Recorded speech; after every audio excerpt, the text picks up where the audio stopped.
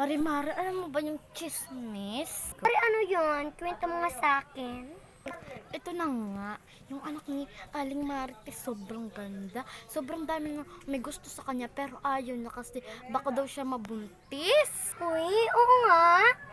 Baga inuuna niya yung pag-aaral niya. Baka nga. So tara, puntahan natin. Iyo. Sige, tara na. Tak, tak! Dalawang fishman. Ay! So, buntis ba anak mo? Ay, hindi. Tara na nga, Mari. Andyan yung paepal na nanay niya. Oo nga, Mari. So tara, uwi na lang tayo. Bumalik daw kayo, te. Sumamaya, Mari, puntahan natin. Baka natutulog na ang kanyang ina. Tara, sige, para makita natin yung kagandahan ng anak ni Marites.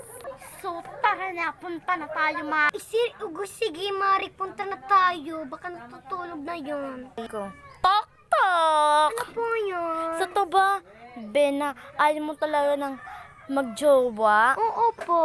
Baka kasi ako mabuntis. Sinuuna ko po pala yung pag-aaral ko. Totoo ba?